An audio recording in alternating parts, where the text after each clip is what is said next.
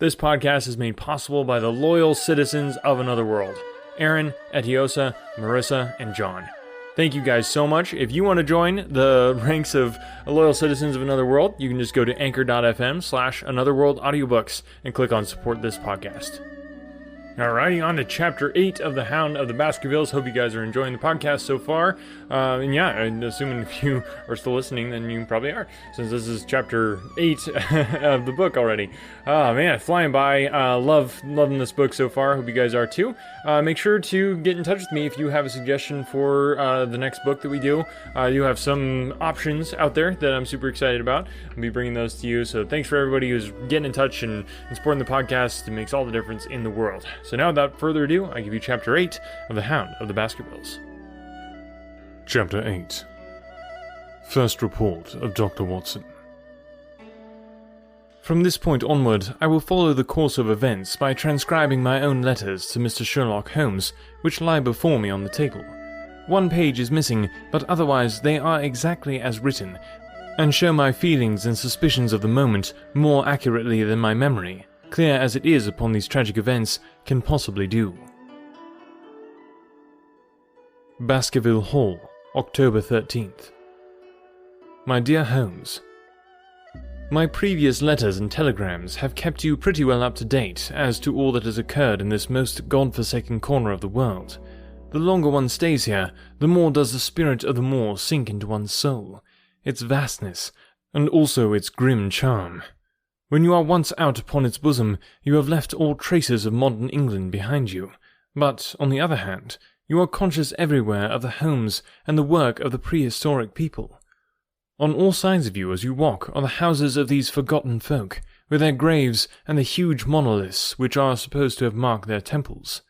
As you look at their grey stone huts against the scarred hillsides, you leave your own age behind you, and if you were to see a skin-clad, hairy man crawl out from the low door, fitting a flint-tipped arrow on the string of his bow, you would feel that his presence there was more natural than your own. The strange thing is that they should have lived so thickly on what must have been most unfruitful soil.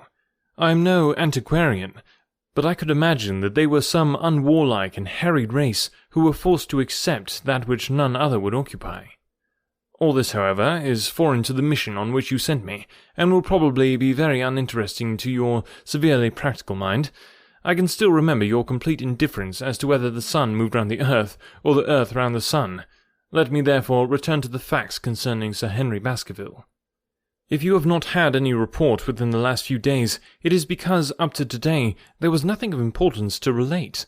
Then a very surprising circumstance occurred, which I shall tell you in due course. But first of all, I must keep you in touch with some of the other factors in the situation.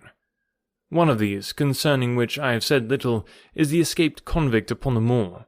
There is strong reason now to believe that he has got right away, which is a considerable relief to the lonely householders of this district. A fortnight has passed since his flight, during which he has not been seen, and nothing has been heard of him. It is surely inconceivable that he could have held out upon the moor during all that time. Of course, so far as his concealment goes, there is no difficulty at all. Any one of these stone huts would give him a hiding place, but there is nothing to eat unless he were to catch and slaughter one of the moor sheep. We think, therefore, that he has gone, and the outlying farmers sleep the better in consequence. We are 4 able-bodied men in this household, so that we could take good care of ourselves, but I confess that I have had uneasy moments when I have thought of the Stapletons. They live miles from any help. There are one maid, an old manservant, the sister, and the brother, the latter not a very strong man. They would be helpless in the hands of a desperate fellow like this Notting Hill criminal, if he could once effect an entrance. Both Sir Henry and I were concerned at their situation, and it was suggested that Perkins the groom should go over to sleep there, but Stapleton would not hear of it. The fact is that our friend, the baronet, begins to display a considerable interest in our fair neighbour. It is not to be wondered at, for time hangs heavily in this lonely spot to an active man like him, and she is a very fascinating and beautiful woman. There is something tropical and exotic about her, which forms a singular contrast to her cool and unemotional brother. Yet he also gives the idea of hidden fires. He has certainly a very marked influence over her, for I have seen her continually glance at him as she talked, as if seeking approbation for what she said. I trust that he is kind to her. There is a dry glitter in his eyes, and a firm set of his thin lips, which goes with a positive and possibly a harsh nature. You would find him an interesting study. He came over to call upon Baskerville on that first day, and the very next morning he took us both to show us the spot where the legend of the wicked Hugo is supposed to have had its origin. It was an excursion of some miles across the moor, to a place which is so dismal that it might have suggested the story. We found the short valley between rugged tors, which led to an open grassy space, flecked over with the white cotton grass. In the middle of it rose two great stones, worn and sharpened at the upper ends until they looked like the huge corroded fangs of some monstrous beast. In every way it corresponded with the scene of the old tragedy. Sir Henry was much interested, and asked Stapleton more than once whether he did really believe in the possibility of the interference of the supernatural in the affairs of men. He spoke lightly, but it was evidence that he was very much in earnest. Stapleton was guarded in his replies, but it was easy to see that he said less than he might, and that he would not express his whole opinion out of consideration for the feelings of the baronet. He told us of similar cases, where families had suffered from some evil influence, and he left us with the impression that he shared the popular view upon the matter. On our way back, we stayed for lunch at Merripit House, and it was there that Sir Henry made the acquaintance of Miss Stapleton. From the first moment that he saw her, he appeared to be strongly attracted by her, and I am much mistaken if the feeling was not mutual. He referred to her again and again on our walk home, and since then hardly a day has passed that we have not seen something of the brother and sister. They dine here tonight, and there is some talk of our going to them next week. One would imagine that such a match would be very welcome to Stapleton, and yet I have more than once caught a look of the strongest disapprobation in his face when Sir Henry has been paying some attention to his sister. He is much attached to her, no doubt, and would lead a lonely life without her, but it would seem the height of selfishness if he were to stand in the way of her making so brilliant a marriage. Yet I am certain that he does not wish their intimacy to ripen into love, and I have several times observed that he has taken pains to prevent them from being tete-a-tete. By the way, your instructions to me to never allow Sir Henry to go out alone will become very much more onerous if a love affair were to be added to our other difficulties. My popularity would soon suffer if I were to carry out your orders to the letter. The other day, Thursday to be more exact, Dr. Mortimer lunched with us. He has been excavating a barrow at Long Down, and has got a prehistoric skull which fills him with great joy. Never was there such a single-minded enthusiast as he. The Stapletons came in afterwards, and the good doctor took us all to the yew alley at Sir Henry's request, to show us exactly how everything occurred upon that fatal night. It is a long, dismal walk, the yew alley, between two high walls of clipped hedge and a narrow band of grass upon either side. At the far end is an old tumble-down summer-house. Halfway down is the moor gate, where the old gentleman left his cigar-ash. It is a white wooden gate with a latch. Beyond it lies the wide moor. I remembered your theory of the affair, and tried to picture all that had occurred. As the old man stood there, he saw something coming across the moor, something which terrified him, so that he lost his wits and ran until he died of sheer horror and exhaustion. There was the long, gloomy tunnel down which he fled. And from what? A sheep-dog on the moor, or a spectral hound, black, silent, and monstrous? Was there a human agency in the matter? Did the pale, watchful Barrymore know more than he cared to say? It was all dim and vague, but always there is the dark shadow of crime behind it. One other neighbour I have met since I wrote last. This is Mr. Frankland of Laughter Hall, who lives some 4 miles to the south of us. He is an elderly man, red-faced, white-haired, and choleric. His passion is for the British law, and he has spent a large fortune in litigation. He fights for the mere pleasure of fighting, and is equally ready to take up either side of a question, so that it is no wonder that he has found it costly amusement. Sometimes he will shut up a right-of-way, and defy the parish to make him open it.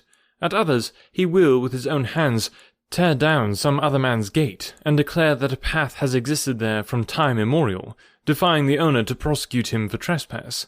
He is learned in old manorial and communal rights, and he applies his knowledge, sometimes in favour of the villagers of Fernworthy, and sometimes against them, so that he is periodically either carried in triumph down the village street, or else burned in effigy, according to his latest exploit. He is said to have about 7 lawsuits upon his hands at present, which will probably swallow up the remainder of his fortune, and so draw his sting and leave him harmless for the future. Apart from the law, he seems a kindly, good-natured person, and I only mention him because you were particular that I should send some description of the people who surround us. He is curiously employed at present, for, being an amateur astronomer, he has an excellent telescope, with which he lies upon the roof of his own house and sweeps the moor all day in the hope of catching a glimpse of the escaped convict. If he would confine his energies to this, all would be well, but there are rumours that he intends to prosecute Dr. Mortimer for opening a grave without the consent of the next of kin, because he dug up the Neolithic skull in the barrow upon Long Down. He helps to keep our lives from being monotonous, and gives a little comic relief where it is badly needed. And now, having brought you up to date in the escaped convict, the Stapletons, Dr. Mortimer, and Frankland of Laughter Hall, let me end on that which is most important, and tell you more about the Barrymores, and especially about the surprising development of last night. First of all, about the test telegram which you sent from London in order to make sure that Barrymore was really here. I have already explained that the testimony of the postmaster shows that the test was worthless, and that we have no proof one way or the other. I told Sir Henry how the matter stood, and he at once, in his downright fashion, had Barrymore up, and asked him whether he had received the telegram himself. Barrymore said that he had. "Did the boy deliver it into your own hands?" asked Sir Henry. Barrymore looked surprised, and considered for a little time. "No," said he. "I was in the box-room at the time, and my wife brought it up to me." "Did you answer it yourself?" "No. I told my wife what to answer, and she went down to write it." In the evening he recurred to the subject of his own accord. "I could not quite understand the object of your questions this morning, Sir Henry," said he. "I trust that they do not mean that I have done anything to forfeit your confidence." Sir Henry had to assure him that it was not so, and pacify him by giving him a considerable part of his old wardrobe, the London outfit having now all arrived. Mrs. Barrymore is of interest to me. She is a heavy, solid person, very limited, intensely respectable, and inclined to be puritanical. You could hardly conceive a less emotional subject. Yet I have told you how, on the first night here, I heard her sobbing bitterly, and since then I have more than once observed traces of tears upon her face. Some deep sorrow gnaws ever at her heart. Sometimes I wonder if she has a guilty memory which haunts her, and sometimes I suspect Barrymore of being a domestic tyrant. I've always felt that there was something singular and questionable in this man's character, but the adventure of last night brings all my suspicions to a head. And yet it may seem a small matter in itself. You are aware that I am not a very sound sleeper, and since I have been on guard in this house, my slumbers have been lighter than ever. Last night, about 2 in the morning, I was aroused by a stealthy step passing my room. I rose, opened my door, and peeped out. A long black shadow was trailing down the corridor. It was thrown by a man who walked softly down the passage with a candle held in his hand. He was in shirt and trousers, with no covering to his feet. I could merely see the outline, but his height told me that it was Barrymore. He walked very slowly and circumspectly, and there was something indescribably guilty and furtive in his whole appearance. I have told you that the corridor is broken by the balcony, which runs round the hall, but that it is resumed upon the farther side. I waited until he had passed out of sight, and then followed him. When I came round the balcony, he had reached the end of the farther corridor, and I could see from the glimmer of the light through an open door that he had entered one of the rooms. Now, all these rooms are unfurnished and unoccupied, so that his expedition became more mysterious than ever. The light shone steadily, as if he were standing motionless. I crept down the passage as noiselessly as I could, and peeped round the corner of the door. Barrymore was crouching at the window with a candle held against the glass. His profile was half turned towards me, and his face seemed to be rigid with expectation as he stared out into the blackness of the moor. For some minutes he stood watching intently. Then he gave a deep groan, and with an impatient gesture he put out the light. Instantly I made my way back to my room, and very shortly came the stealthy steps passing once more upon their return journey. Long afterwards, when I had fallen into a light sleep, I heard a key turn somewhere in a lock, but I could not tell whence the sound came. What it all means I cannot guess, but there is some secret business going on in this house of gloom, which sooner or later we shall get to the bottom of. I do not trouble you with my theories, for you asked me to furnish you only with the facts. I have had a long talk with Sir Henry this morning, and we have made a plan of campaign founded upon my observations of last night. I will not speak about it just now, but it should make my next report interesting reading. I don't know if you guys are on Twitter, but you definitely should come out and check our social media channel there on Twitter. It's really fun. I love connecting with I'm an author too, so besides audiobooks, I actually do some writing myself. I haven't published anything yet, but kind of getting there. But anyway, it's just really cool to connect with other authors and book lovers there on Twitter. So if you are a Twitter person and you like books and that type of thing, come check us out. The link is down in the show notes, so you can just, I think it's at Greenwood Tales.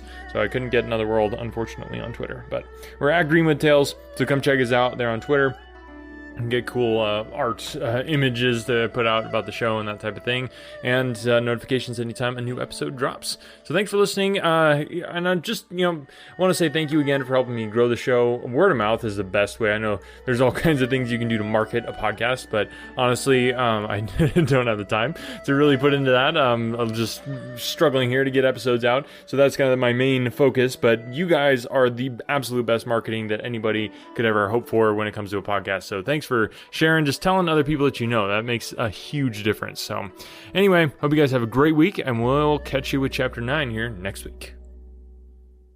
When I was in school, I absolutely hated writing. It wasn't until I was a bit older that I came to understand the power of words. If you're a business owner, you understand that power too. A business blog, when done right, can drive sales, increase revenue, and get you more customers. But as a business owner, you probably don't have the time to do all that writing. Plus, if you're not a copywriter by trade, you might feel like you're just kind of throwing words out there and they're not actually accomplishing anything. The good news is, there's a simple solution. Check it out. I call it the ultimate blog post checklist for businesses with online stores. This checklist will allow you to write better, more effective articles that convert readers into buyers. It's full of easy-to-follow examples to get your creativity flowing based on experience of nearly 1 million words written, and best of all, it's effective on any type of article in any industry or niche. I've successfully used this exact checklist on topics from pool table reviews to investment advice. Tired of spending tons of time writing stuff that doesn't convert? This checklist will change that by giving you highly effective blog posts and articles that transform readers into paying customers. Go to invicta.enterprises/free checklist and start saving time and transforming your writing now. That's invicta.enterprises/free checklist.